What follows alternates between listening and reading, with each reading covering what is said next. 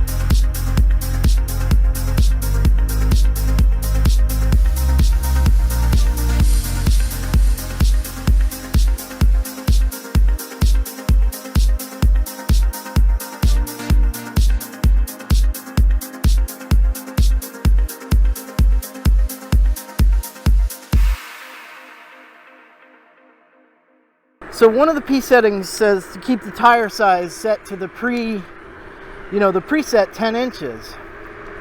And that's fine and dandy, except for the fact that the speedometer completely does not work with the tires set on 10 inches. The speedometer doesn't register at all. What I came to kind of figure out through a little trial and error was that, this scooter is made in China, so no surprise that the actual unit of measure is centimeters. So by changing the tire size from 10, as in 10 inches, to 25, as in 25 centimeters, suddenly the speedometer actually works. So, it's just little things like that that so far have me saying the jury's still out on this scooter. Now, I'm not saying I don't like it. Like I say, there are some things about it I really do like. But, it was $1,500 retail. I found some promo codes and discounts that I got it for $1,330.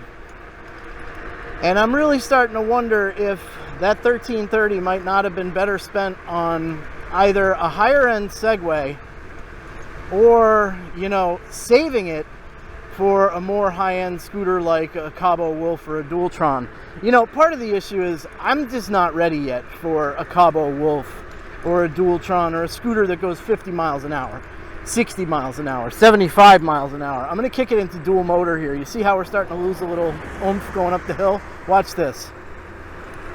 This is speed setting 7 on dual motor.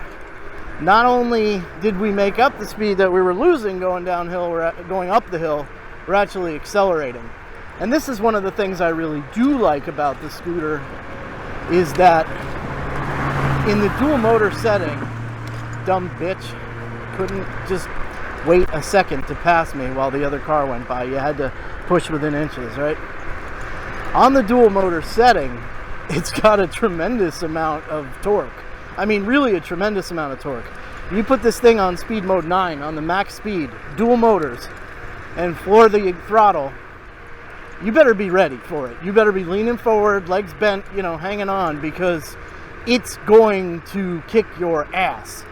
And it's going to spin the tire and burn rubber and throw you back. And if you're not ready for it, you're really going to get thrown for a loop. I purposely chose to come this way today, even though these roads aren't super friendly for bicycles or scooters or anything like that, because there's a lot of hills. And I want to show you one of the main things that I really do like about this scooter at this point, kind of early in my ownership of it, is the fact that it just murders hills.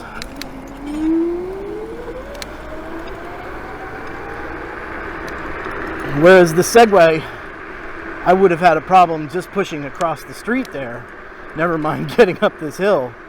The Titan eats it alive. I'm going 26 miles an hour right now. I'm only in speed mode 7. I got 2 more gears to go.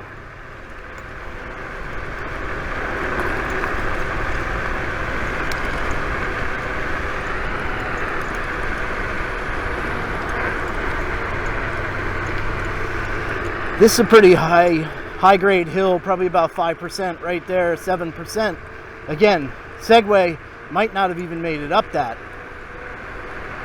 The Hiboy Titan eats it alive like it's not even there. Like actually still accelerating on the uphill. With my fat ass on the scooter, that's pretty impressive because, I'm a pretty heavy guy. I'm 240 pounds on a good day. 245 on a bad. So to get acceleration going up a hill, that's pretty good. Now I don't know if you noticed the scooter kind of wobble a little bit right there, but therein lies one of the other things that I am so far not entirely satisfied with the Titan about, is speed wobble. It's manageable at 30 miles an hour. But can you imagine if we were riding at 50 or 65 on like a Cabo Wolf Warrior or a Cabo Wolf King or a Dualtron or something, and you start getting speed wobble like that? Like, you're gonna die.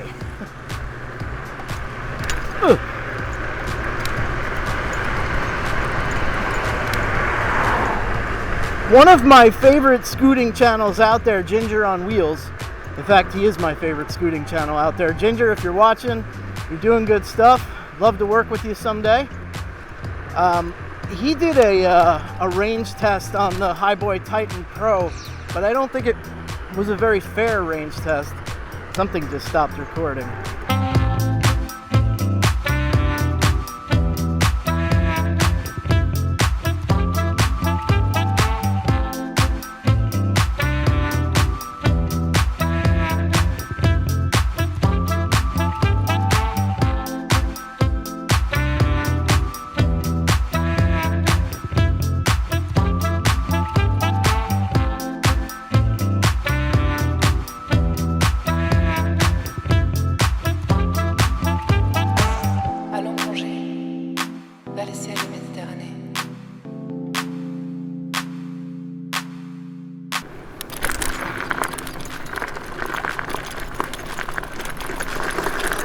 Yeah, you may recognize this trail from last week too, which I could not get up the other side of on the Segway.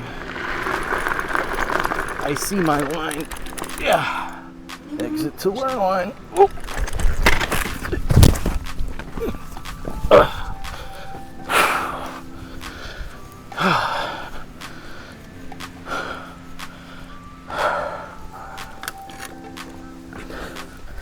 See how easily that can happen?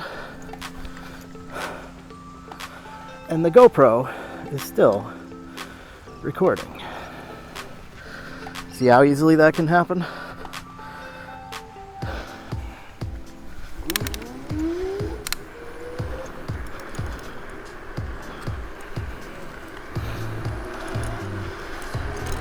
It's a good thing you had this helmet on. It's a good thing I had this helmet on because not only did my head hit the ground, but I hit the ground and rolled, which was a good thing because if I hadn't, probably would have gotten hurt. Like as it was, I fell on the task cam, so that kind of hurt my leg. But it just smarts a little bit. Like, thankfully I fell in the grass, so no damage. I feel like I need to stop and look over everything here, including myself.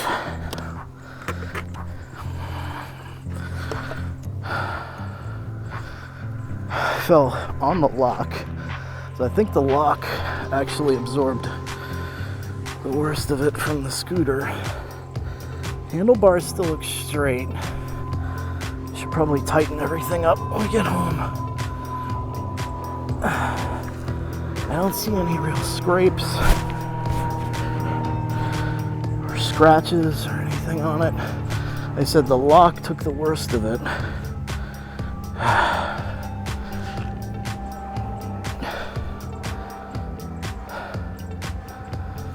Now let's just make sure the task cam didn't blow up. The only thing that hurts at all right now is my knee, just a tiny little bit, like I scraped it. I hit my elbow, but I hit that on the grass. I hit my head, but also on the grass and with the helmet on.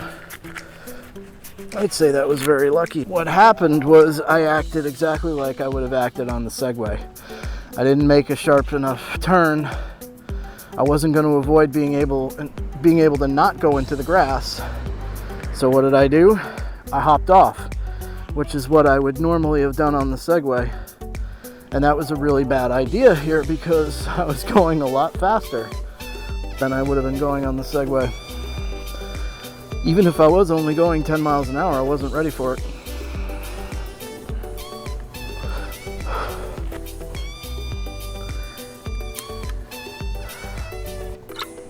Everything seems to be okay.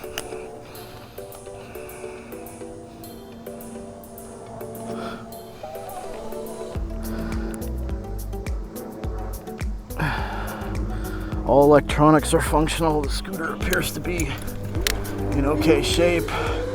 Handlebars are still straight. It's driving no problem. I think we got away with one there. Thank God it was into the grass.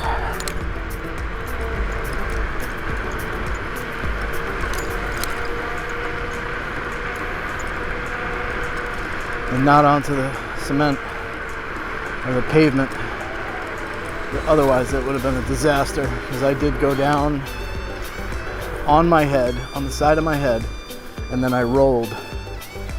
I think if I hadn't rolled over too, had the wherewithal to just let my body roll, it could have been really ugly. The only thing I didn't check was my phone, but I still feel that it's there, so I'm guessing it's okay.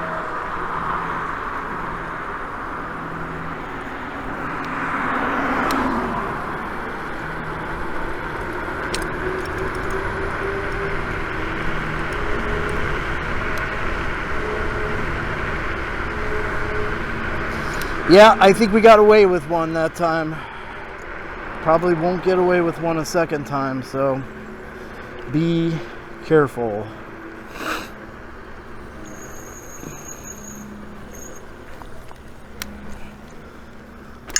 That was the best ride I've had on the Hiboy Titan Pro so far. A lot of the things I was a little bit iffy on, I'm actually feeling a little bit better about. It's definitely an awesome machine. The lower end of the high tier, but definitely an awesome machine that has a lot of awesome capabilities. Make sure you subscribe, and I'll see you next time. Oh, and let's check out the total route, shall we?